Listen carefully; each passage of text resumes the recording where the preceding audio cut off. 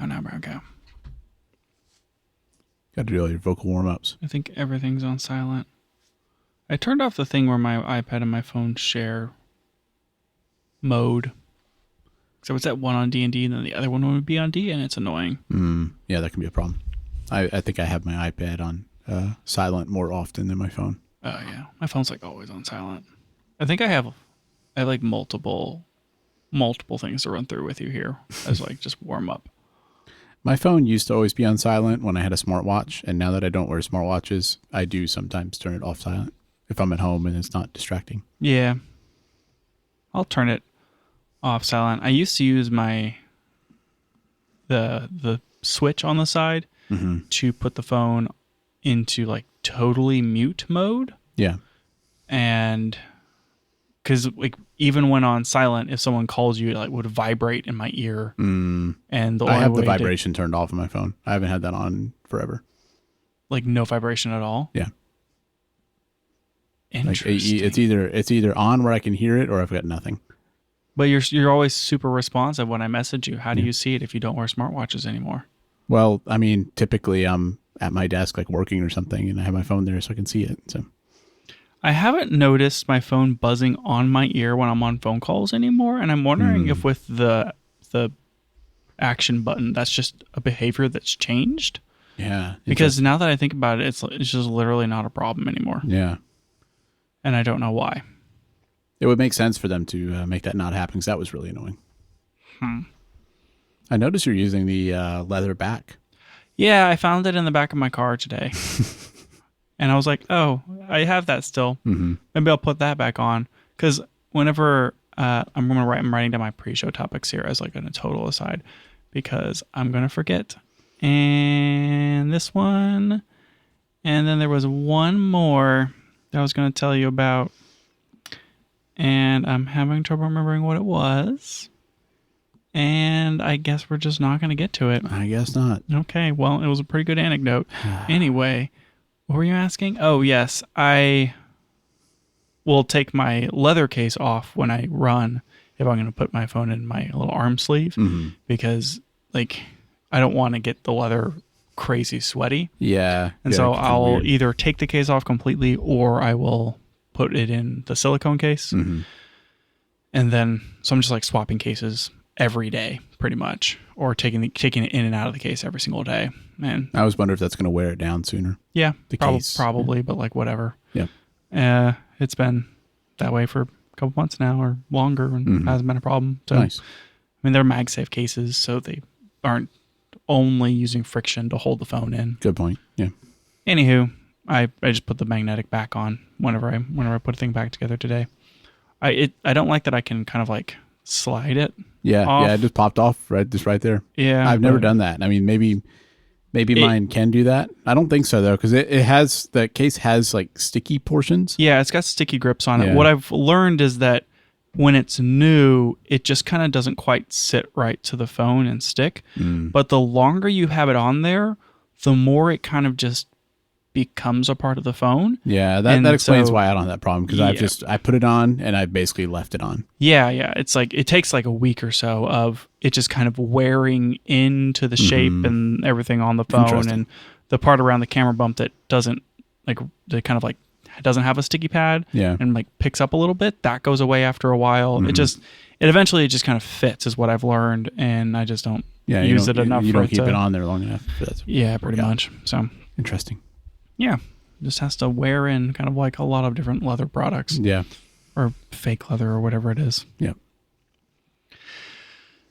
It's bothering me that I can't remember what that third thing was. You'll probably remember later after we have finished recording the episode. I have trouble keeping 3 things in my RAM. Yep.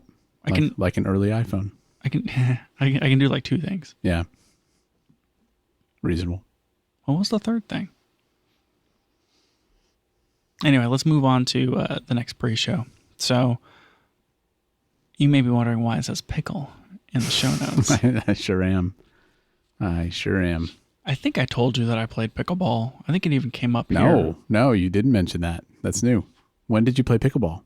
I haven't mentioned that at all? No. Is this the first time I'm telling you this? This is the first time hearing of this. There was an event that I went to recently. It was work related, and it was a pickleball tournament. You know, networking, that sort of thing. Yeah, of course.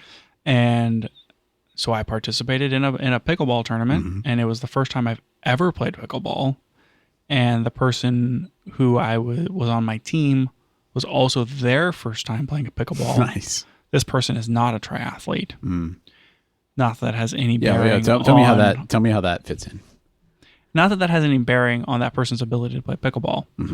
It's much more of a statement of general athleticism. Oh. And so we lost every single game. Every single game. But whilst I was there was a gentleman taking photos. And so I talked to him. Yeah. What else am I going to do? That's why you didn't win, is because you were way more focused on the photographer than on the game. I had to cut my conversation with him short because I had a match coming up, which was kind of a bummer because we were starting to get into it. I was going to tell him I have a podcast. I wasn't going to tell him that. I would never tell anybody. You never admit that in public. Never. Don't tell them It's the last thing people want to hear. Oh yeah, I have a podcast and I do CrossFit. Yeah, and I'm a vegan. I mean, with where we live, I feel like everybody has a podcast and does CrossFit and is vegan. So, you just fit in more. Yeah, that's how you make friends. Yeah. Is you just tell people your interests unsolicited. Oh, I signed up for Half Ironman. Impressed? So no? Why are you walking away? What was the deal with this photographer? Oh, right. So they were shooting on an A7C or A7C2. Okay. I don't actually remember. But I was like, an A7CR? No, it's an A7C2 or whatever. So I was kind of asking him about his camera. And was this guy there in like a professional capacity? Or he was taking pictures for the event. Oh, okay. Cool. He was shooting. Oh, I should make you guess. Clearly, this gentleman was shooting on his A7C or A7C2. Effectively the same camera. Just kidding. What lens, if he was shooting on one zoom lens, what would be the perfect zoom lens for shooting a pickleball tournament? Oh, man. I mean, honestly, probably like a 24 to 105. That would be a good choice. I think because I mean, when I think sports, like I'm thinking minimum 70 to 200, but pickleball is not, you're not that far away from the action. It's a pretty small court. I would think you'd want some wide. Can you think of another utility zoom that maybe is brighter or has a wider range? Those are two very different things. I mean, you could have, whatever super zoom 18 to 300 nonsense, but that's not going to be brighter. You could have a 24 to 70. True. But that's not a bigger range. I'm not.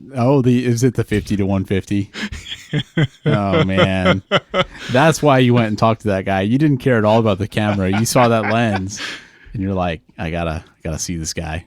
But he had the Samyang version, not the Tamron version. I looked it up when I was getting to L mount. I considered that because you can get the Samyang one as an L mount lens, but it seemed like people had very hit or miss results with the Samyang. Some people loved it, other people thought it wasn't very good. He said the autofocus is not quite as good as his Sony lenses. So like just kind of a little bit of a worse of a hit rate in tracking, maybe a little bit slower, just not quite as good, but functional. Like it was fine. He could get his shots, and he showed me he could get his shots. Do you remember on the Tamron 17 to 70 how when you zoom it loses focus? Yeah. And it's like it goes out of focus and then it pops back into focus. Right. It's like whenever you are actuating the zoom on the Tamron 17 to 70, everything goes completely blurry, like you focused to full minimum distance. Terrible if you're trying to do something with video. Yeah. It can't seem to hold a focus plane while the elements are moving. Yeah. The 50 to 1, I thought it was a 35 to 150. Yeah, okay, I think it is. The 35 to 152 to 2.8 is Tamron does the exact same thing according to this guy. It will just blur out whenever, and he's like, it's kind of a real problem when I'm shooting a lot of pictures and having to come in and out of. Yeah. And they focus are like, I'm tracking zoom on somebody, like I'm doing a tracking shot, and I just need to reframe really quickly, go from 50 to 75 millimeters or something, and I don't want to lose tracking, and I'm taking pictures as I go. Yeah, that seems really problematic. Can't do it. Samyang holds focus all the way through while he zooms. Huh. And it was Okay. for that reason he preferred the Samyang over the Tamron. Interesting. Yeah. Does he seem generally happy with the lens? Yeah, he seemed pretty into it. Said it was good. And, the focus being kind of one issue. Obviously, shooting it on a Sony, it's going to lock you off at 15 frames per second for your burst, because that's a Sony limitation for third-party lenses. Yep. But otherwise, that was all I can ask him before I had to go play my next round of pickleball. I bet you were so excited to meet somebody using that lens in the real world. It was probably my highlight. What did you think of pickleball? I think that you're using a wiffle ball basically, and it doesn't react to the laws of physics as one would expect. You have to hit that thing way harder than you think you should, and so you're either underhitting or overhitting it all the time, and then it doesn't bounce. And so when it comes down and hits the ground, you gotta scoop it. Like you're very ready for it not to go anywhere whenever it hits the ground, and it slows down really quickly because it's got holes in it because it's a wiffle ball, and so it loses velocity very fast and it doesn't bounce. And so learning the physics of the ball was kind of a problem. Yeah. I don't really play racket sports. And so. Yeah, I bet it's a lot easier if you played tennis or something. Yeah, and then the rules are weird. I don't know. It was fine. I had fun. I always imagine it being, like halfway between tennis and ping pong. Yeah, pretty much. I can see how it's a racket sport where you can kind of play casually or seriously. Like it's enough of a thing where if you want to really get into it, like you can run around, build up a pretty good sweat, and like actually play hard. It's not just a stand in a square and hit a ball, but it's a lot more approachable than something like tennis where that takes just a little bit more effort. Yeah. But it's more of an activity than like ping pong. Sure. Where you're just kind of at a table. So I can see why it exists as far as an in-between, more casual form of racket sport. You can definitely play while holding a beer in one hand. So how'd that work out for you? Well, we were just practicing, but it worked out okay. Nice. Did you get to see any of the pictures from? No. I mean, I haven't gone and looked. Yeah. I guess I could go look to see if there are pictures. See if there's a picture of you playing. Hey, there may be. Yeah. I don't know. Could be. The next thing is that I'm using the Osmo Pocket 2 to do a time lapse of us podcasting. Ooh. Because I haven't tried the motion time lapse function yet. That so. seems like one of the things I think could be coolest about that is that you can just set it up somewhere, but because it has a gimbal, you can make it do the move while it does the time lapse. It seems a lot farther along than I thought it would be. Yeah. What did you set it to? I set it to 20 minutes. Yeah. And it looks like it's more than halfway. Have we been recording for more than? We have. We've been recording for 13 minutes. So maybe that's why it's this is a pretty big pre-show. Yeah, sure is. I mean, it's been 2 pre-shows so far. Yep. No, 3 now because we're talking about the Osmo Pocket. That's true. Pocket 2. That's true. There would be 4 if I could remember what the next thing was. You'll probably remember halfway through the show, and we'll just have a random non sequitur in the middle of the show. Sure, probably. Yeah, I'm curious to see how that works out. I think it's a neat potential feature of that thing. We're going to find out. That's a really big chess piece. Yep. On that table there. It sure is. Do you have the other... Wait, how many chess pieces are there? Oh, quite a few. There's two of everything, right? Well, yeah. Rook, if you talk about unique ones. Knight, Queen, Bishop, 10, 20. Where are the other 19 pieces, Daniel? I don't know. Nowhere to be found. Yeah. So that's a lamp is why it's that big. We made that's a chess king. We made a queen. But for some reason the king's a lot more popular. I don't know why. I think it's more probably the patriarchy. Ornament. Oh, you know what? It's probably the patriarchy. Yeah, I think it's because the king is more visually interesting in the case of these designs. I mean, that sounds like a design flaw in the queen then. Honestly, the knight would probably be a pretty cool one. That would be good. I don't think we've tried that, but I bet that would really be popular. Sure would. Be harder to 3D print is the problem. Yeah, I guess it has more. It's got some serious overhang issues. Yeah, right, exactly. You'd have to have some sort of stabilizing components. Yep. You could print it on its side. You could. Then it might have flat spots. Yep. Well, problem for a later day. Indeed.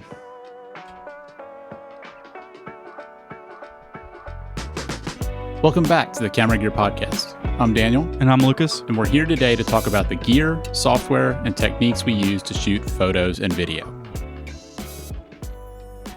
Daniel, hopefully you haven't opened this link.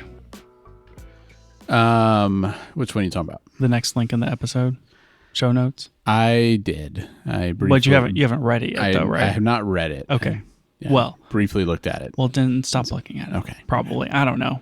It's better when I can just tell you these things. Sure. Sounds good. Because maybe, from what I understand, people like hearing you guess things. You think so? I don't know. Yeah. I don't know, Daniel. Are you familiar with the Expert Imaging and Sound Association? I can't say I've ever heard of that. When I saw this acronym, which is EISA. Yes. EISA. EISA. I just figured it was European something. The logo looks like a European Union flag, but with an EISA in it. EISA. EISA. All right. So what's the deal with this thing?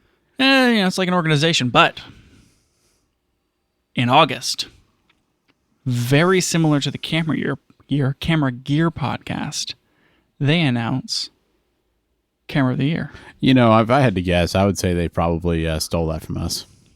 Without a doubt. Yeah. And have we sued them yet? No, of course not. Do we not. need to contact the lawyers? It's fine. It's fine. Okay. Because we do our Camera of the Year at the end of the year when it makes sense, we could announce it. Yeah. Why is August when you're doing Camera of the Year? Right, for the calendar year. Whereas EISA, they're going to be mad that I keep calling it that because I know they listen. Because they have Camera of the Year now. It's for the year 2025 to 2026 Camera of the Year. That's confusing. It's like car year models. Mm-hmm. Those don't start on calendar year either, which I also think is nonsense. But I get that. Wait for all the camera stuff to come out. Mm-hmm. Take 8 months to evaluate it. Get all the judges to figure it out. Which, props to us that it doesn't take us 8 months to figure out Camera of the Year. We could just see some specs and we just already know. We know. We just know. We're that in tune with the cameras. Yeah, we see some Cine-D lab results. That's all we need. That's all we need. It's just intrinsic. Yep. It takes them 8 months to figure it out. But they're not announcing the camera gears for 2025. It's August 2025 to August 2026. Or wait. So, tell me that again. Oh, no, wait. You know what? Sorry. I assume it's like last year to this year. Okay. But they list it as 2025 to 2026, which is even more confusing. That's so confusing. Because this is going to be Camera of the Year until next August, which is 2026, but it's only accounting for cameras that have started in 2024 to 2025. Then that's exhausting. Name range on this? Disaster. Total mess. Complete disaster. But at least we can go through and talk about some of the award winners here. There's quite a few. I'm not going to go through all of them. But I do want to start with the best product Camera of the Year. And so are we talking, because this link I see is like /photography. Is this like very photography oriented? Okay, so these are like photo cameras. We have best professional camera. There's Camera of the Year. Best full frame camera, Best Buy camera, which are cameras they only sell at Best Buy, APS-C, compact, micro four thirds, photo/video. Okay, so there's one category, vlogging, videography, and then vlogging. And then there's a lens of the year, Best Buy lens, standard lens, and then they all the lenses. We're not going to talk about the lenses. Okay, we're going to talk. They have best phone. We will talk about that one. Interesting. Okay, so Daniel, I'm going to start from the top here. I don't know if you remember what you picked for Camera of the Year, but if you were considering that you could maybe pick additional cameras now, what do you think this Camera of the Year would be?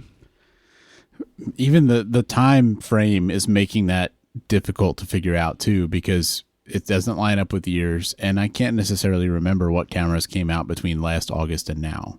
Maybe I don't even know if that's a cutoff, honestly. And by the way, I don't remember what I picked for Camera of the Year. Man, that is kind of hard to do. I mean, so I would assume it has to be something that came out during that time. Probably. I don't know. Maybe not. I don't actually know what their metrics for decision are. Yeah. Man. Like I'm thinking about like the Canon R5 Mark II, but I don't know if that came out in this time frame or not. That may have been before this time. That it would land, it would be allowable. That one came out, I believe, in the spring summer time frame, but I think I'm going to it's save still that. in- I'm going to save that for the professional camera. I feel like for all around, I don't know. I mean, like, I think the S12 is pretty good, but if this is like really photo oriented, they probably didn't pick that camera. The S1R Mark II came out around that time. I'll go S1R Mark II. that's an interesting choice. It's actually the Sony A1 Mark II. Oh, okay. Yeah, that one did make a splash when it came out, and it's, I mean, we've talked about it. Like, I think it's too expensive, but it is a really good camera. I believe that was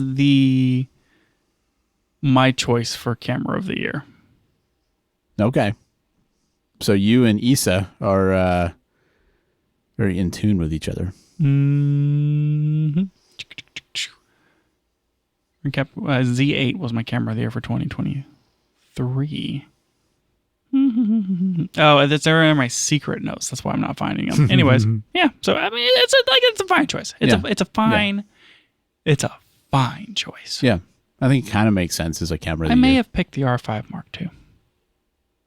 Anyways, okay. What do you think about the best professional camera? That's the one that I think the Canon R5 Mark II. Sorry, it's the R1. Oh, Because sports. Okay. I feel like R5. I would pick yeah. R5 Mark II over that, I feel like just because of the megapixels. Yeah, for most people, I think that's probably the better camera, unless you're doing sports. I mean, the R1 is definitely more upmarket, but it is niche. Yeah. Versus, I think the R5 Mark II is a general purpose workhorse. Whereas if you shoot a huge broad range of things, I think that's a better pick over the R1. I would say so too. Okay. What about best full frame camera? Well, all these are full frame cameras. We just went through all that. I mean, really though, how is it not one of the ones we've already said? It is. It's the R5 Mark II. Okay. That one exists because they have to give to give it to something. Yeah. Okay. How about the Best Buy camera, aka the cameras you can get at Best Buy? I don't think that's what they mean by that. That one I think could be the S1R Mark II. Because I think the value of it is much better than like the Sony and Canon options. I think that their pick is actually even more appropriate than that, and that is the Nikon Z5 Mark II. And remind me, how much was that camera? That camera is around $1,500 or $1,600. It's still in that mid, or maybe like so 17 to 50. They're going like lower value there. So but they moved that camera up market. The Z5 too has like dual card slots. It has the sensor from I think the Z6 Mark II. Like it's a decent sensor, 26 or so megapixels. But in general, the Z5 II is an extremely capable camera for the price. Well, and yeah, I mean everything's getting so expensive now. It feels like most cameras like that are over $2,000 now. So. I think whenever we talked about this, at least my thought on it was, if you're looking for a hybrid mirrorless camera and you're 60% photo, the Z5 II is a better buy than the S5 Mark II from Lumix. Yeah, I think I remember us talking about that. If you're maybe more video focused, the Lumix S5 Mark II is probably the better choice. But both of those are kind of in the same price bracket. They just kind of have different trade-offs, and the Nikon is just a better photo camera. Yeah. At a really, really good price. So... All right. Cool. How about the best APS-C camera? Ooh. Spoiler alert, not a Fuji. Yeah, I was thinking Fuji is an obvious choice there, and I'm still a little questioning why they wouldn't pick that. Because one way I think Fuji does really well in APS-C is the lens options are so good. Whereas I feel like for a lot of these other brands, you're mostly getting... Most of the other brands, it seems to me like they give you the ability to use their full frame lenses, which can be cool if you have a full frame camera or think you want to get one. If you don't, though, then your lens is just bigger and more expensive for no benefit. And I feel like companies like Canon don't really give you like that many good APS-C lens options, whereas Fuji has really good APS-C lens options. So I think it's nonsense that they didn't pick a Fuji for this, but I'm going to guess the Canon R7. I think the Canon R7 is too old to fall into this category, though fair. I don't actually know the metrics or the date ranges for these things. But I am upset that this is not an XE5. Yeah, or the XM5, assuming that came out in the right range. Probably. Yeah. I mean, the XE5 is the 40 megapixel sensor. Like that would be, to me, that's like would be perfect for this. But this is for Expert Imaging and Sound Association, and so they picked the Nikon Z50 Mark II. Man, so many of these choices. It feels like they're. This is like if your dad was picking cameras, like you know what I mean. Like it kind of feels like they're just going with the tried and true things. Maybe that, but that might make this a little more complicated when I ask you what their best compact camera is. Best compact camera. And it's got to be a Sony. Like, but what did Sony come out with anytime recently? I mean, is the RX1R in that in that window? Well, the RX1R might be too new because you can't even get it yet. True. So it's probably not that. And like, what is compact? Like, that can mean so many things. Because I want to say like the X106, but it's not that small. It's not that small. Yeah. I'm going to guess the X106. GFX 100 RF, which arguably disagree. Not a compact camera. It feels like they basically looked for a fixed lens camera. Mm-hmm. The GFX 100 RF is not small. They're definitely gearing towards like the more kind of professionally esque type stuff. For sure they are. But they could have picked the Leica Q343. Yeah. Yeah, that might have been a better choice. Or I mean, the A7C2 is too old, but I don't know if Sony has any newer version of like those types of cameras. But yeah, the GFX 100 RF is not a small camera. Won the award though. Okay, I got a few more for you here. Photo video camera. Man. Nikon Z8 and Z9 are too old. Mm-hmm. S1 II would be the ideal choice for this. I'm going to guess that. S1R Mark II. I don't know why they picked that one over the S1 II. Well, maybe it's a timing thing. Like, because the S1 II came out quite a bit, a few months later. Maybe that was the problem. But I think the S1 II is a better 50-50 mix, whereas the S1R2 to me feels like 60-40 or 75-25. Mm-hmm. Yep. The more I've thought about it, I do think that I would be hard-pressed to choose between the two. Mm-hmm. Because of what I shoot, I think I would probably pick the S1R2 over the S1 II, even though I am a big stickler for rolling shutter. I would suffer through that to pick the S1R Mark II over it because I kind of want that Ronin sensor. I think that it has a certain look to it. Yeah, and interesting. I think you could probably get some maybe better video out of this, though. The S1 II, I think, is arguably from a spec sheet and probably from daily use just a better video camera. Yeah. It's definitely got better specs. I still haven't ruled out getting one eventually, just because like if you already have the whole ecosystem, it's not that bad of a deal. Like, once they go on sale again or something. Yeah, getting an S1R Mark II. Yes. Yeah. There's best Micro Four Thirds camera, but they just put the OM3 because that was like the only one that came out. The only one that's like not, whatever. That's not interesting. Yep. And then the best vlogging camera, they picked the PowerShot V1 because similarly. Yeah, it's not that. But many also choices. like the PowerShot V1 is kind of a pretty cool compact camera. I do think I might have picked the what is the other one? The R50V. I might have picked that over it. Oh, interesting. Yeah, I could see that. I could see that being a pick over the V1. But the V1 is a pretty neat little camera. It was one of those, like, I want one of these cameras kind of thing. Yeah. So, yeah. Interesting. There you go. Yeah. Not as bad as some of the other lists we've seen, like the Artings ones, where, always made fun of. Like, these are reasonable choices. I just disagree with some of them. They have different categories. Like, we were in the photography category. They have, I forgot to tell you under the photography category what the best smartphone was. And that was the Xiaomi 15 Ultra. Oh, so I never would have guessed that. Spoiler alert there. They do have a whole mobile device award category. Honor 400 was the best smartphone. I don't know anything about phones that aren't really sold in the US, which makes it hard to do those things. And none of these are iPhone. I love that. That's super good. They do have a home theater and vision category. Ooh. Their best OLED TV is the Philips 550 OLED 8. What in the world? I don't trust anything in this organization. Like, this isn't working for me. I think I trust their camera ratings better than Arting's, but I would trust Arting's home theater ratings over this. The Expert Imaging and Sound Association is a collaboration between currently 54 of the most respected international specialist CE magazines. These periodicals and websites deliver regular and independent technical reviews on new products and embrace the full sphere of consumer electronics. Oh, the full sphere. Anywho, so now you know. Now I know. I don't know how much I agree with their choices, but Yeah. I guess almost everyone is entitled to their opinion. It is always interesting to think back, like what has happened in the last year of cameras. And I know for me, I always kind of lose track of when things came out and which things are older than that.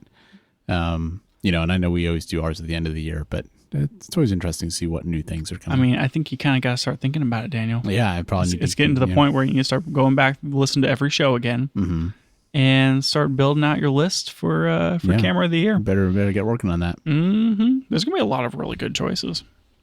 Think so? I feel like I already know what my camera of the year is gonna be. I bet you do. I'm curious if the Pixis 12K is going to be an option for camera of the year because it's still not out yet. Waiting for that thing to ship. Yeah, it's coming, man. Yeah, apparently that's normal for Blackmagic. I think they're often later than they claim on releases, but people are getting pretty antsy about that Pixis.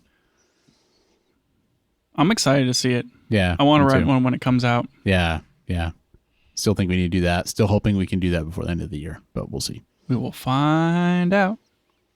All right, Daniel, do you have an update for me on the S1 Mark II? Honestly, I don't. We've filmed a interview with it. Two like short interview sessions. I've done like a couple of photos and videos with it, but I just haven't really shot with it that much, which I know is weird, but just the way life has been lately and the way our projects have been lately, it's just like I haven't really had the chance to use it too much. Kind of a weird feeling. Boy. I both understand that and don't understand that at the same time. So much non-stop. It would be glued to my hands. I mean, I see it every day and I want to use it, but I just haven't had the time for it. Slap it on that Gorilla Pod. Start just shooting vlogs with it. You don't have to send them to anybody. That's true. That is true. You just goof around a little bit. Yeah, I really probably should. That's how you learn things. That's how you learn things. Well, I will keep trying to make time for that. I've shot photos with both my cameras today. Yep, you have. Like with the XH2S and the XT5. I'm surprised you shot photos with the XH2S. I've shot video with the Osmo. Yeah, you're just cameraing all over the place. That's just like a normal day. Yeah. I also took some video with my phone. I do feel like for you, photography is a lot more of a daily activity than it is for me. For me, it's more of a special event. Like I have a reason to be doing it. And with you, it's just kind of like you just take your camera with you everywhere and take photos when you're out. Kind of like whenever I'm going to, like I did a brick workout today where I biked and then I ran. I have to prepare my body. Yeah. Emotionally, mostly. I mean, it's like, all right, sunscreen, hydrate, what electrolytes am I taking? How much protein have I had? Where am I going to apply Body Glide? All of those things. Where aren't you going to apply Body Glide? It's all critical decision. Yes. What order am I going to apply the Body Glide and the sunscreen? It's just a lot of, I have to prepare my body. Yeah. Whenever I run, it's fine now, but when I was breaking in my Brooks, breaking in your Brooks. People love the Brooks Ghost and the Brooks Ghost Max. I don't love those shoes. They just they're okay. I thought they were going to be super comfy and squishy, and they're more firm than I thought they would be. Do you think you just haven't broken them in enough? I don't know. I think that over time they're going to kind of wear in nicely. The problem is I don't love them, and so I run in my on runnings more than I run in my Brooks. So you're not breaking them in. You're not using them enough. Which means that they're going to last longer, but also they're Brooks, so they're going to last even longer. Yeah, and you're going to be stuck with these shoes you don't really like for even longer. They're going to be they're like 700-mile shoes probably, and I'm just never going to get rid of them. Point is, I was getting blisters on my left foot every time I ran in them for longer than 8 miles. And so I started to have to tape my toe where the blisters would show up if I was going to wear my Brooks, just so I could like wear them in enough until I didn't have to do it. Yeah. Yeah, it was really frustrating. I should have just returned those shoes after the first time I used them, but I didn't, whatever. Anywho, I don't have to do that anymore, but that's part of preparing your body, Daniel. Yep. Sometimes you got to tape your toe. How does this fit into cameras? Point is, that's like you with photography. You think so? I'm over here. I'm just like, I'm just going to take a picture. And you're Yep. like, I got to prepare my body Yep. for taking pictures. Yep. I've got to have all the gear. Got to have the right situation. Yep. Yeah. Got to put on my photography vest. I'm trying to get more like that. I want to become a person who just always has the camera with me and makes photography more a part of my life. I just that hasn't been me. I mean, I think part of it is that I don't go out as much as you do. Honestly. That's true. I'm like, I there's rarely a day that I don't leave my house. Yeah, because you don't work from home. Right. Well, sometimes I do, but even then, I still leave my house. Yeah. I can't not leave my house.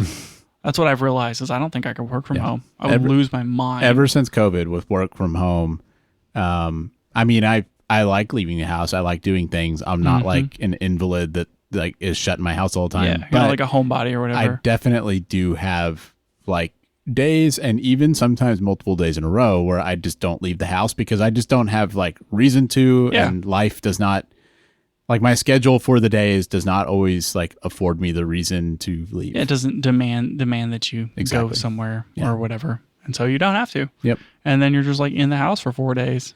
Yep. It's happened. And I'm at home just worrying about you. Poor Daniel. Yep.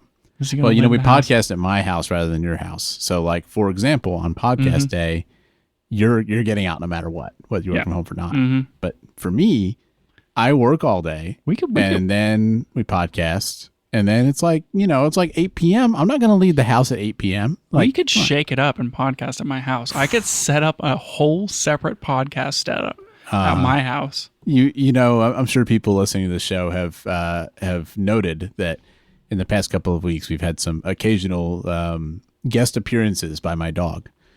And I just can't help but feel like if we podcasted at your house, there would be many more such guest appearances. Oh, my dogs aren't very barky. They're not barky, but we'd be hearing their paws clicking around. We'd be hearing their tail thump against things. Yes, there would be some paw clicking and tail thumping. Yep. And some huffing. Yeah, a lot of huffing. Yep. A lot of huffing. From one of them, that's for sure. Yep. Anywho, so no update. No update. Maybe next time. Okay. The next thing on this list is lens, and I'm going to skip over this one. Okay. Because I've learned a little bit about it, but I kind of want to talk about the other two lenses more, and I think that we've already gone for like 7 hours. So I think that makes sense. We're going to keep this tight. All right, let's take a break for a moment, and then we'll talk about those lenses. We'll be back in just a moment, but we wanted to let you know that if you'd like to support the show, you can now subscribe to us on Patreon. It helps cover our hosting costs so we can keep the show running, and you might find an occasional behind-the-scenes post on there, like some photos we've taken recently or a mini review of some new gear. If you're interested, you can find us at patreon.com/cameragearpodcast. Okay, I have 2 Sigma lenses for you. These we've kind of discussed already because they were rumored a little while ago, like quite a while ago. They're both finally out, and I think they're both enormously interesting. Cool. I don't think we've talked about Sigma in a while, so let's catch up on what they've been doing. Well, the first one is the Sigma 12mm f1.4, which is an APS-C lens. That's a very wide lens. It's a very wide lens. Probably one of the widest APS-C lenses you can reasonably get. I mean, I know Fuji has like the 8 to 16, but yeah. I mean, there's quite a few like 8mm, 6mm, those kind of things. Okay. There are wider lenses. Yeah. But this is pretty decently wide, and it's a fairly good quality wide lens, rectilinear, that sort of thing. Okay. Well, as rectilinear as you can be for 12mm. This is somewhere in the ballpark of, call it 18mm full frame equivalent. Sure. If we were going to just like math this thing out. Yeah. It's nice. Like this is the problem with APS-C, right? On full frame, you can buy 20mm, 16mm, 15, 14 lenses and get these really nice wide field of views if you need a wide shot. APS-C, because of the crop, you're losing it on the wide end, where Yep. you gain it on the telephoto, losing it on the wide end, right? So getting something in a good lens in that 12 millimeter range is definitely a nice to have. I think Fuji makes like an 8 millimeter prime, if I remember correctly. I think they recently released like a f3.5 8 millimeter. Is that right? Okay. That sounds vaguely familiar. Yeah. Yeah. But this is f1.4, so that's Yeah, a lot wider aperture. Yeah, I mean the Fujifilm 8 millimeter f3.5 is, I mean it's significantly wider, so like obviously it's going to be, anyways. But it's aperture wise, like 3.5 versus 1.4 is a big difference. Exactly. So Sigma, announced. I think Sigma's doing a good job filling in gaps in lenses, and that seems to be what they're focusing on. Is like, what kind of lenses can we make that maybe are not as high, it's not as like a hyper competitive with the manufacturers. We can more provide additional value to your lens mount instead of just here's another 23 millimeter Fuji lens. Even when they made the 18 to 50, which is a APS-C, which is a like pretty common, kit lens focal length, they changed it up by making theirs really small. So I like that they kind of give you more options like that. Mm-hmm, which I need to remember to bring that over here so you can sell it for me. That's true. Yep. Still a good lens. Okay, so this is for RF, X, and E mount. Surprised it's not L mount, but there's not really any L mount APS-C cameras, so like, why would you? I think that's why they don't do that. Anyways, this is, as they're marketing it, the widest autofocus APS-C f1.4 lens on the market. That's a lot of qualifiers, but it's basically what we were saying is that like this is kind of unique in the market, and I think that's like most people want autofocus now, so that's a pretty reasonable qualifier. It's unique in the market. We're gonna run through my list of like things that you might consider along with this, but just to kind of give some context here, yes, as far as f1.4 lenses that are APS-C, that are autofocus, sure, this is the one. There is a 13 millimeter f1.4 by Viltrox. How much? I mean, like, it's a little tighter, but not really that much. Mm-hmm. Rokinon famously has the 12 millimeter f2, which is a wonderful budget lens. It's manual focus only. Carlos Zeus, well-known lens manufacturer, has made the 12 millimeter autofocus f2.8 lens for Fuji forever. Yeah, and that lens is incredible. Venus Lao, wherever, makes like a 12 millimeter f2.8 manual focus. Samyang has a 12 millimeter autofocus f2, which is basically the same as the Rokinon, but with autofocus in it. So that last one is probably the most similar one though, because like even f2.8 compared to f1.4, it's a big difference. Yeah, so it's I think the most reasonable cross sell like comparison to this Sigma lens is the Viltrox 13 millimeter f1.4, which is a red badged, has an aperture ring. For a while there, the 13 1.4 was kind of the best wide angle lens you could buy for Fuji if you needed something wider than 16 mil and you needed something fast. It was pretty much, the one on the market that you would buy. It's basically as good as the first party lens for autofocus. Mm-hmm. And so I think that's the lens you have to compare this to more than anything. But how does the price compare? It's like $486 versus $629. Okay. With the Viltrox being cheaper. Yeah, I think that like the Viltrox it would be hard to buy the Sigma over it unless you really need that additional 1 millimeter. Yeah. But also I think that Viltrox is discontinuing that line, ? Or at least I saw a rumor that they were. Have like those Air lenses that they're coming out with. That is like their newer lineup or something. Yeah, and so like they haven't replaced this and they haven't announced this is going to be discontinued, but it's possible that this 13 millimeter could just like go away. Sure. So, anyways, the marketing's true. It's the widest 1.4 APS-C lens that you can buy, but it just has so many caveats to that statement. It reminds me of like football statistics. Yeah. I think baseball's worse about that. But it's just, it's like this is the first time, when there's been a full moon and in the year of a presidential election that this, number of home runs was hit or what. Yeah. It's like, you can always come up with a first if you want to. You sure can. Anyways.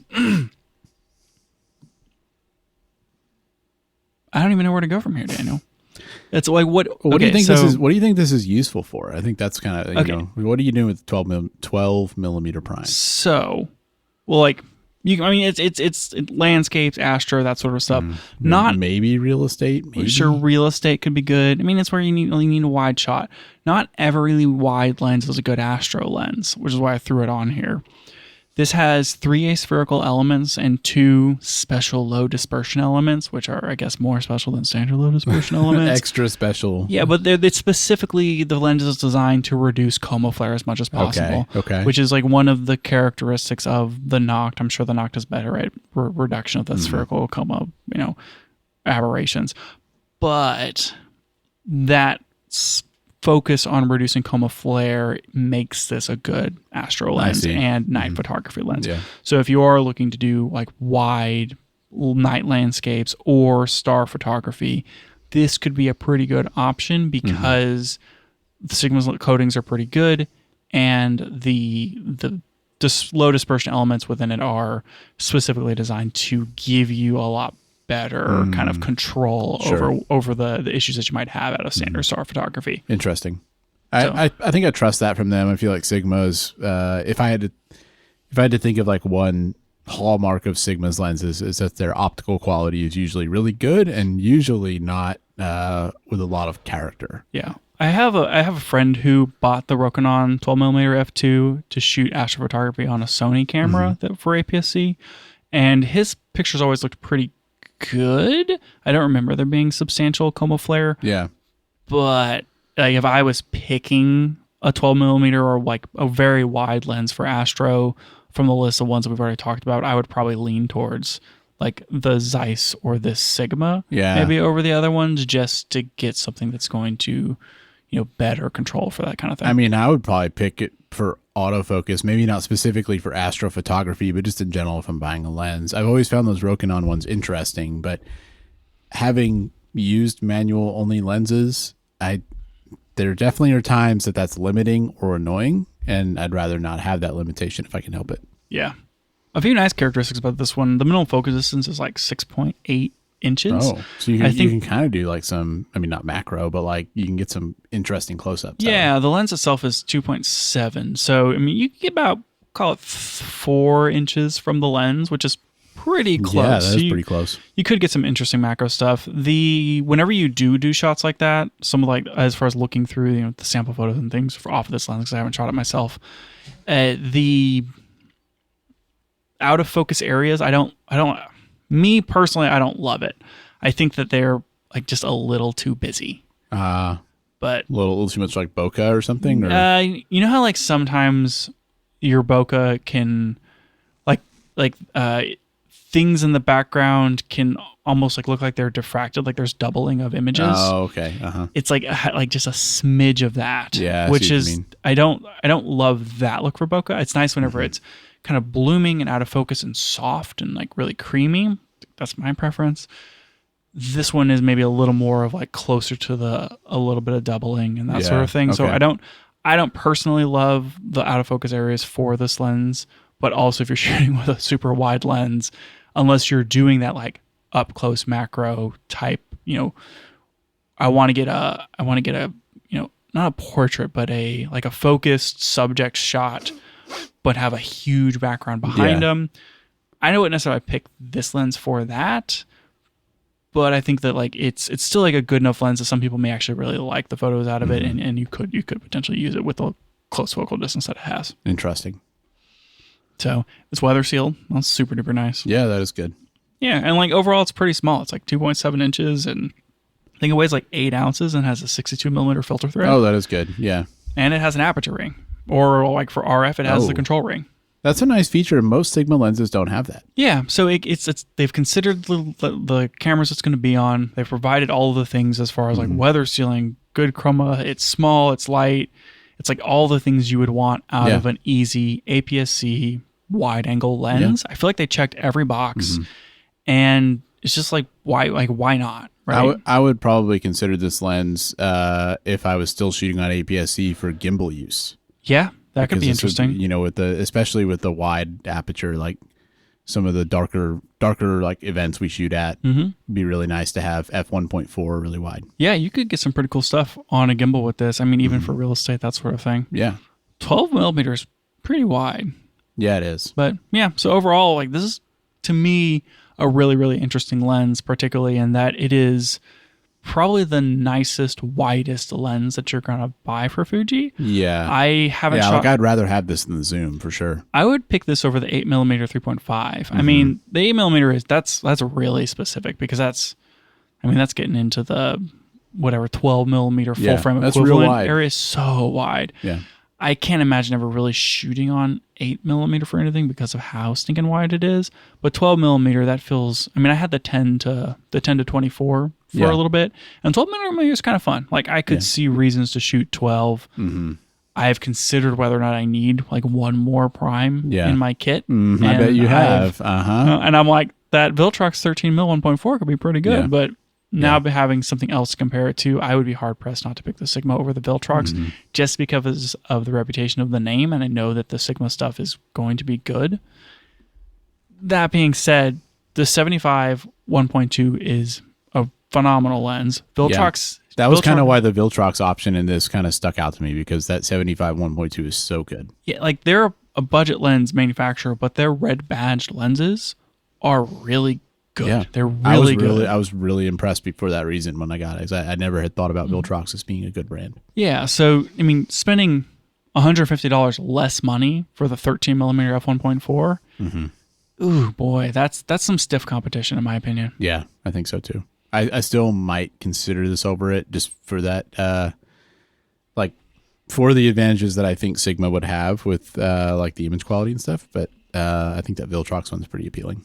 Yeah, for sure. The Zeiss Tout 12mm 2.8 I think is also really, really interesting. You can pick those things up for about $300 or $400 used, though they are $800 new. So it is a more expensive lens, but it's pretty long in the tooth. That one's been around for since like 2017 or 2018. I mean, like for example, it probably doesn't autofocus as fast. Yeah, the motors aren't going to be quite as good. I think that the Zeiss is maybe more focused on like correcting things in lens. I would expect that the Sigma is maybe sharper and may have better chroma control when considering like high contrast type shooting environments. Yeah, I think that we've seen some chromatic aberration off of the Zeiss 12mm in like all the sample photos and the reviews and stuff. It's not going to be as. I think that the Sigma is going to be a more optically better lens. Yeah, but I think that those Zeiss whatever T-Star coatings are like really good.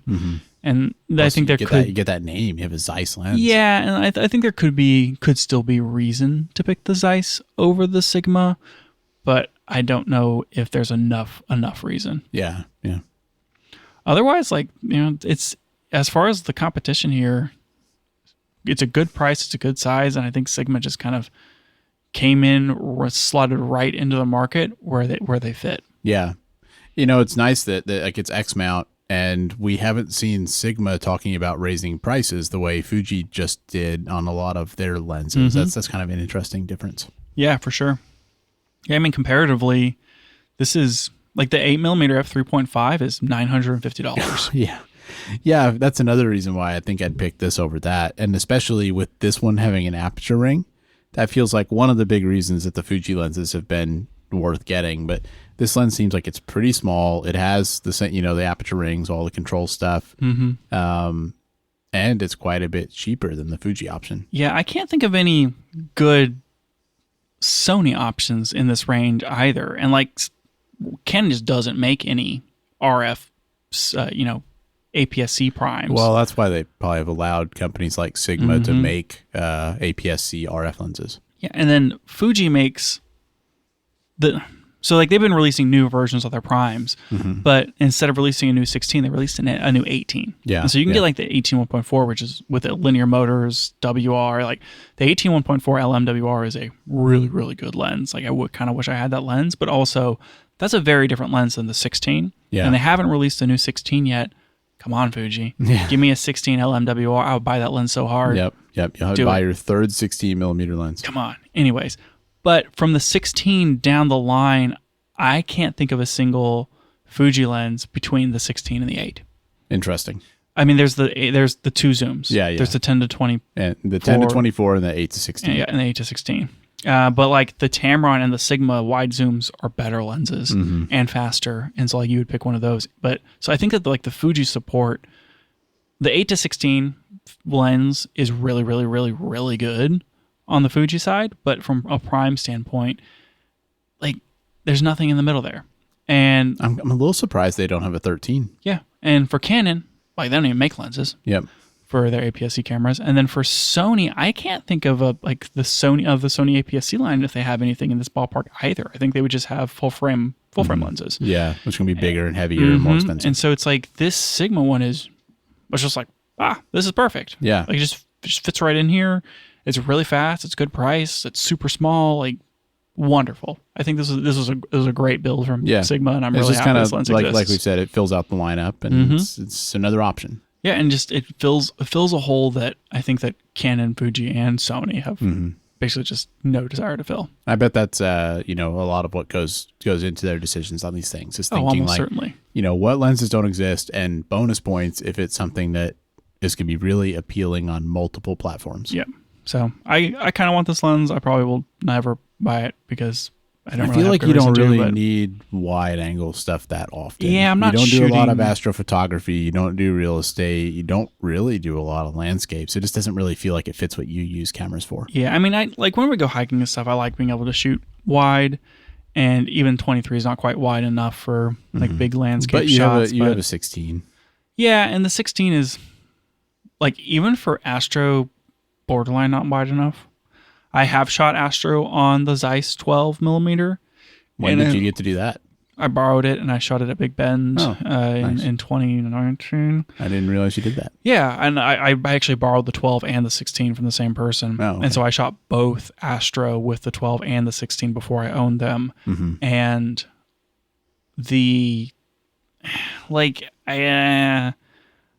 didn't necessarily love the Zeiss lens, mostly because it wasn't fast enough. Like you can get decent stuff out of it, but yeah, the 2.8 feels really limiting on that lens. If you're doing night photography, 2.8 is really limiting for that lens. And so I preferred the shooting the 16, so I shot more with the 16, and then Then you loved it so much you bought it twice. Well, eventually. Anyway, the next lens on this list is the one that we discussed as far as rumor that it might be coming out. Yep, and it has come out. And it has, as prophesied. Yep. And that is the full-frame Sigma 200 millimeter f2. I think this lens is a lot more interesting just because telephoto primes are always interesting. They are always interesting. And, I mean, we talked about it before. For modern mirrorless cameras, there just aren't 200 millimeter f2 primes. Yeah. Yeah, it's like you can get an old Canon lens or whatever, but... Yep. I was thinking about this, and if you're looking for, 200 millimeters is pretty long, but it's not crazy long. Like you can still shoot portraits at 200 millimeter if you really, really, really want to. I mean, you can shoot portraits at any focal length if you're willing to stand close or far enough away. But let's talk about bokeh for a minute. Okay. The amount of background blur that you get is really a function of the size of the entrance pupil, which, as far as I understand, is the focal length divided by the f-stop. Because that literally, it's f over 2. Yeah. Right? That's that. So you take the focal length, you divide it by the f-stop. Sure. Because it's a ratio. Mm-hmm. Or is that the right word? It's a ratio? It's a... There's another word for it. A proportion, maybe? Not No, sure. No, I'm trying to think of the mathematical phrase. Doesn't matter. So the entrance pupil for this, so you can compare lenses, right? Yeah. 200 over f2 is 100 millimeters. Yep. Comparatively, prime lens wise, like how do you even get there? Like you can't. If you had a 135, for instance, or even like an 85 1.2, like that's not going to get you there. 85.95, that's not going to get you there. 135 f1.4, still smaller. If you're like to get like the amount of just like blurriness there aren't lenses from other manufacturers like in the mirrorless world right now. I can't think of a lens that could do this. Interesting. As far as just the amount of like compression and like blurriness that you can get. 200 millimeter f2 is like top of the line, right? If you need bokeh separation in a telephoto lens. Yep. Here you go. Maybe if you're doing like event stuff in really low light, like could be good. I mean, like the Plena is super cool. Like, what was that? Like 135 f 1.8, and that looks awesome. Yeah. I think that 200 millimeter is really, really limiting. Like, as far as our prime, that's pretty far. Yeah. If I was shooting at 200 millimeter, I would want to be able. I'd want it to have a teleconverter. Yeah. So that I could shoot at 200 and 400, and then have a 400 f4. Yeah. Which is really good. I feel like for sure I'd want the teleconverter with this. Yeah. I guess like there are like 400 millimeter primes that are really fast that are going to be better than this. So, but they're also going to be extremely expensive. Yeah. What is that? Because can't you get like a 400 like f2.8 or something? That does sound familiar. Yeah, Canon makes a 400 f2.8, which would be better than this as far as bokeh and compression. But now you're at 400 millimeters. Yep. So I guess I take back everything I ever said. Now I think with the teleconverter, L mount supports that, but E mount does not. Yeah, and that's what I was kind of like eventually going to get to here is that like for me, the utility out of a 200 millimeter f2 is kind of a very specialty lens as far as primes go because it's so long. Yeah. And so you really have to have the need for something in that focal range where you have to really want that super compression for like headshots. And not like being able to put it on a teleconverter would make it way more useful. Yeah, because then at least you can pick between, 2 or 3 if you get, there's multiple teleconverters you can buy. Like, it'd be nice to be able to pick some different ranges. Definitely. And that is the problem with this for E mount because this only ships for E and L. L you can use a teleconverter. E you cannot. And for E you're limited to 15 frames per second. Yeah, which is like the case for most Sony third-party lenses. So like to me, this is like first and foremost an L mount lens. Yeah, it does seem that way. Like this is a lens if you're going to be shooting with the S1R Mark II or the S1 II. Maybe a Leica. Or I mean like you could putting this on like an SL3 would be amazing. Yeah. You could get some really, really good stuff with that. On something like an A1 II or like an A7 IV or an A7R5, maybe like less interesting. It's possible that frames per second things can be limiting. I would almost pick because it wouldn't be that much more expensive. I would almost pick a 50 to 150 f2 over 35 to 150. No, the 50 to 150. Oh, f2. the new one. Yeah, that Sony one. Yeah, I would almost pick that over this because it's first party and way more useful. Like that lens quite a bit more has expensive. More usability. It's not that much more expensive because if you can, we talked about that before of like, could that replace an 135 f 1.8? Could it replace a 85 f 1.8?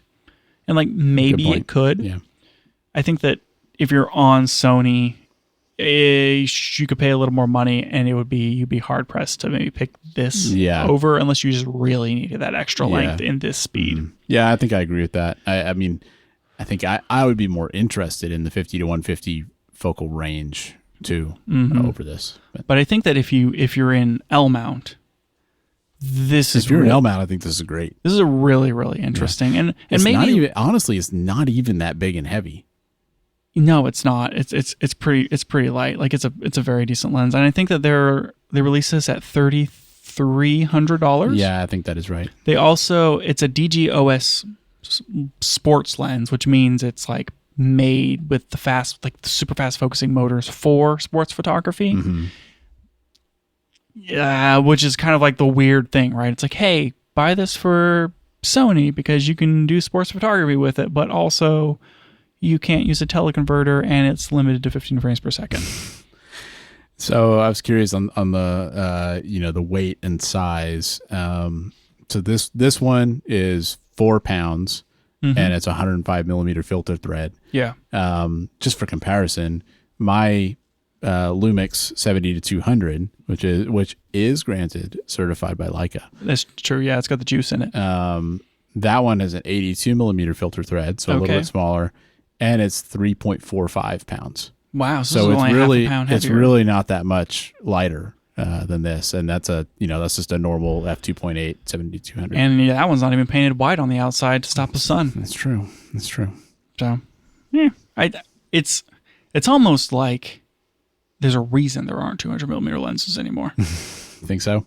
No, I think there needs to be, and I think this is just it's perfect. It's really cool to have this option. I'm honestly, I feel like every time I see these telephoto primes or like the really long telephoto zooms, they're always just like, to me, at where I'm at with photography, they're always unattainably expensive. Yeah. It's like, this is a $6,000 lens or whatever. This one's $3,200, which yes is expensive for a lens, but that's way more attainable than a $6,000 lens. They're doing all of the cool new stuff that we're seeing in these modern like telephoto primes and I guess zooms too, but a lot of these newer modern telephoto lenses, you're getting a lot of cool features out of like the little foot piece. It has like an Arca Swiss built into the base, so you can like attach it, but it's also just an Arca Swiss mount by default, which is super cool. And it has the click stops so that whenever you are switching from like vertical to horizontal, you don't have to worry about lining up that line just perfectly. It snaps in. That is really nice. Yeah, and if you have two different modes for it has 6.5 stops of OIS, and you can set it to pan mode or to like all mode. Oh, yeah. So that you're not getting any like jerky motion if you're moving it back and forth. There's a lot of things like that where it's really thought out about what is this being used for. It's a sports lens. It's got fast motors. How is this going to be the most useful to the pros that are going to need it and want it and use it? And I really like a lot of those kind of like nice to have features that they're bringing to this lens. Yeah, it's good that, especially when you're spending, more than the average cost of a lens, it's good that they kind of give you that extra bit of polish with some of those nice features. Yep. So I do want to talk about the construction of this lens for just like maybe just like 3.5 hours smidges here. So this thing is 19 elements in 14 groups. Jeez, no wonder it's 4 pounds. A lot of glass. Yeah. It has 2 fluorite low dispersion elements. What does that mean? It means they're made out of fluorite, which is different than the super low dispersion elements because those were not made out of fluorite. Huh. Fluorite. That means I don't even think I really know what fluorite is. it's not glass. It's not a crystal, glass. Daniel. Wow. And you have to grow it. Interesting. Do you know what the first commercially available lens with fluorite in it was? No, please tell me. It was the Canon FL 300mm f5.6, and it was released in 1969. Oh, wow. So that came out, and then now we're here? Surely it's been used in more lenses. Like, how common is this? Not as common. So it was first developed in the 1950s. Fluorite is a 4 on the Mohs hardness scale. So it's a very soft material, very easy to scratch. You're definitely not using this then as like the outer glass on the lens. And you have to grow the crystal. So it's like hard to mass produce. It's hard to put in the lens because it's really easy to scratch.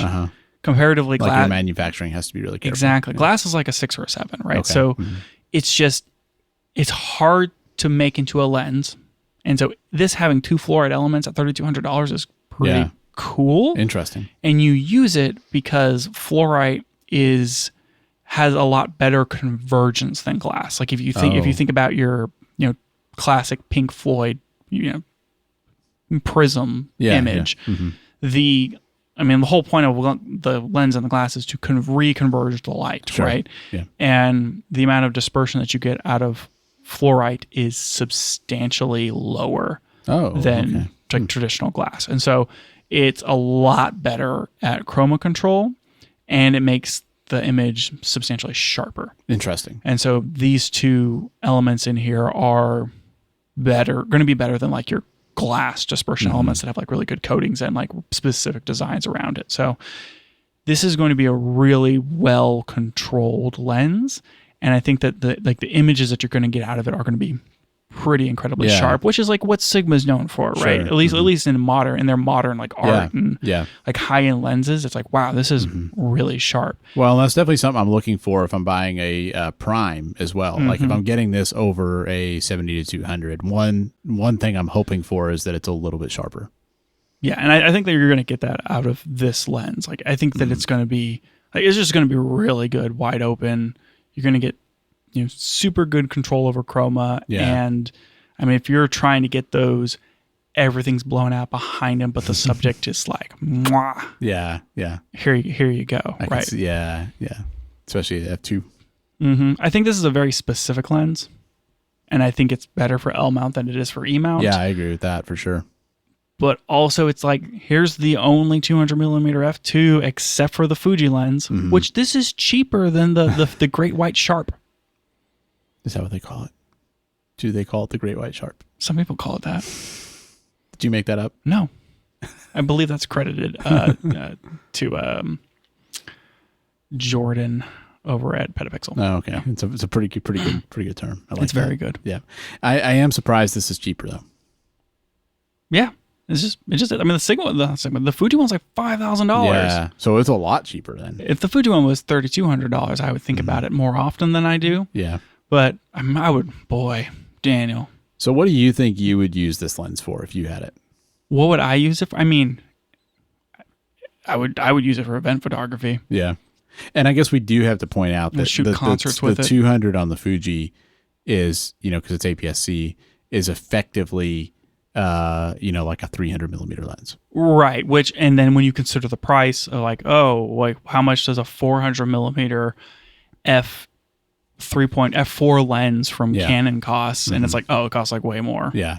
So that's not necessarily a apples to apples comparison, but yeah, I agree with you. I mean, I think for what we do, I would for sure use this for events, and even the f2.8 sometimes feels limiting on getting enough light. So it would be nice for that. I feel like you would probably get a little bit better quality, even though professional telephoto zooms are really good. Like the 50-140 from Fuji is really good. So is the Lumix 70-200.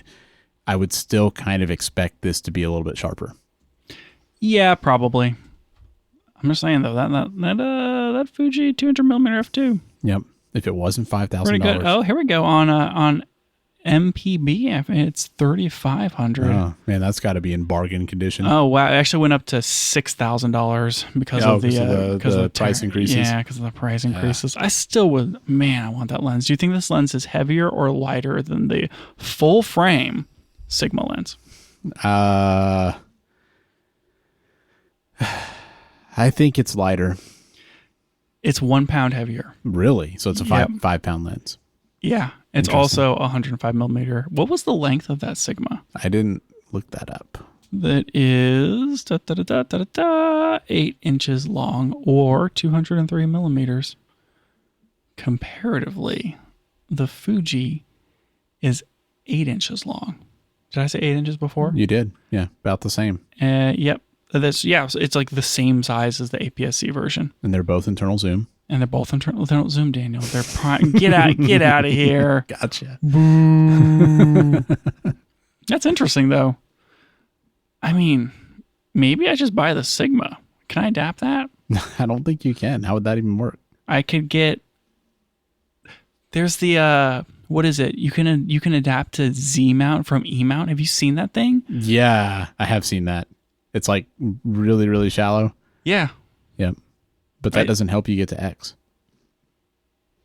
No, it doesn't.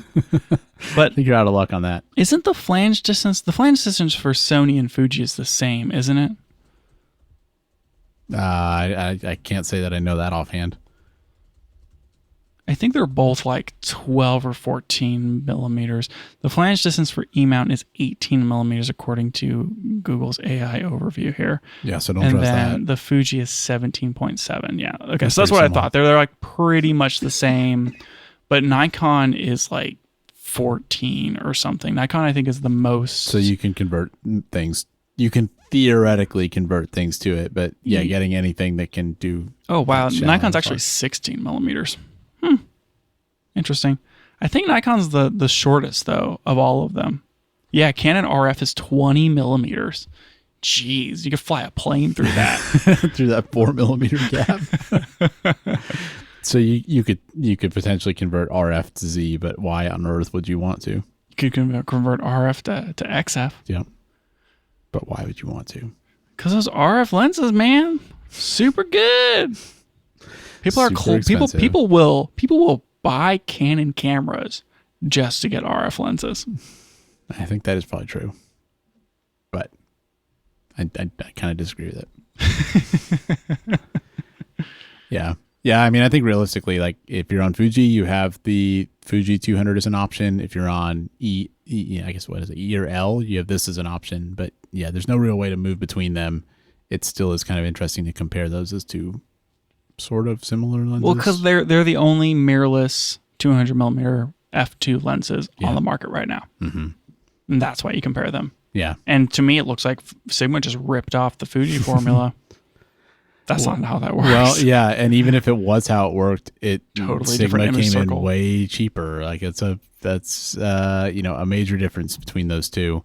I do think this is cheap enough to be interesting for people, I guess. I know it has to do with like the number of employees they have and how they develop lenses, and like they have their in-house development, and they can build the lenses where they're engineering, and like the way that they've kind of built the company and have strategized around their development team and their production team and all that sort of stuff is what allows Sigma to make such good products for such little money.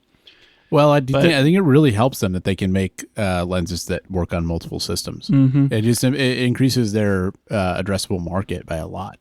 It does, and it's cool that they were able to do something like this. Yeah, and like incorporate all the features and the good autofocus and these fluoride elements will like even still do that for a fairly obtainable price for what this is. Do you feel like with things like this, with in terms of optical formulas and doing new things with like form factor and focal range and stuff, do you feel like generally OEM manufacturers do more interesting things, or companies like Sigma? I think that companies like Sigma have to do more interesting things to stand out. I think that in general, at least especially for me as, someone who buys camera gear, I will buy the OEM version of a lens over third party, even if the OEM one is more expensive. Well, I did that with my with both my 70-200 and my 24-70. I could have gotten Sigma versions of those lenses for cheaper, and I bought the OEM one. Yeah, and like there's legit reasons on Sony to do that because of the feature lockouts and that sort of thing. But like for the Fuji lenses, I've owned almost entirely third party sets. There was a period of time where I had one Fuji lens and everything else was third party, and I just really preferred having like the native lenses for most applications. And oh man, it's like the third party lens has to be as good as a first party lens. Yeah. It has to autofocus just as fast. It has to be maybe even better about not having any sort of like weird issues as, I got to cycle power to the camera, or it's like not focusing right. So I think that companies like Tamron and Sigma and like even Viltrox have to offer things that the OEM manufacturer necessarily isn't in order to get people into the door. Yeah. I mean, like for Viltrox, like that the 75 millimeter f1.2 and the 13 millimeter f1.4 are two lenses that Fuji just isn't going to make. Yeah. Yeah. And buying and shooting with those lenses makes me say, oh wow, like this is really good.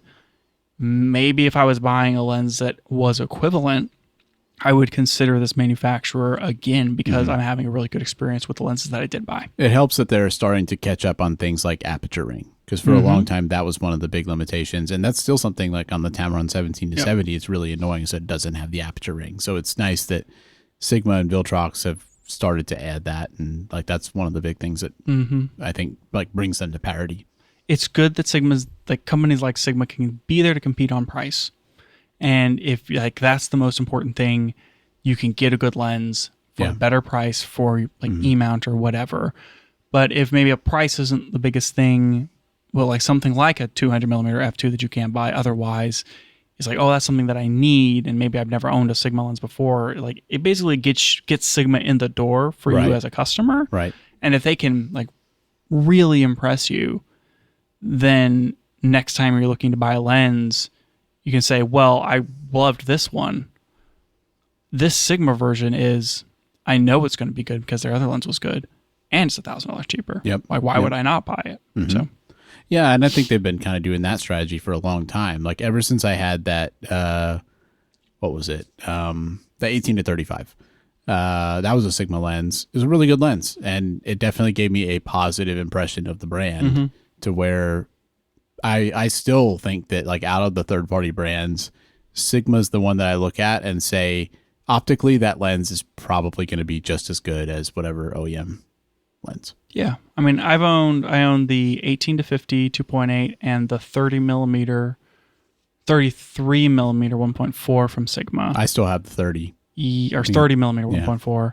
And then from Tamron, obviously the 17 to 70 and the 85 1.8 lens, and I feel AF like, lens. And I mean, like, I don't know about you, but I feel like those Tamron ones, I mean, they're fine. Like I use the 17 to 70 all the time, but I never felt like they were quite as good as an OEM lens. I wouldn't. I was gonna almost say the opposite. That like the Tamron 85 1.8 on the what is the Fringer adapter was maybe like a little goofy, but that lens had something special. That 85 1.8 was like it was a VI lens, which was nice to have a stabilized lens in an 85 prime. But that like I still miss that lens. Like I've been chasing the magic that I got out of that lens for quite a while. It was just some really, lenses really are just nice. special that way. I know what you mean. Yeah. And so, but like the 17 to 70 is I think a really good lens. I mean, it's like decently sharp and everything. And my experience with those two Tamron lenses are like a reason why if I moved to like Nikon, I would have no qualms with buying a Tamron Zoom or something. What about a Tamron Super Zoom? I think if you go to Nikon, you have to. You got to have a Tamron 18 to 300. I wouldn't buy any Tamron Primes because they don't make them anymore. But like if I switch to whatever L mount or something, I'm absolutely going to buy a bunch of Sigma Primes. Yep. All the Sigma Primes. Yeah, I have that Sigma 45, and it's a pretty good lens. Yeah, they're all good, man. But it's because like I've owned versions of their lenses and kind of know what to expect, and they're good. Yep.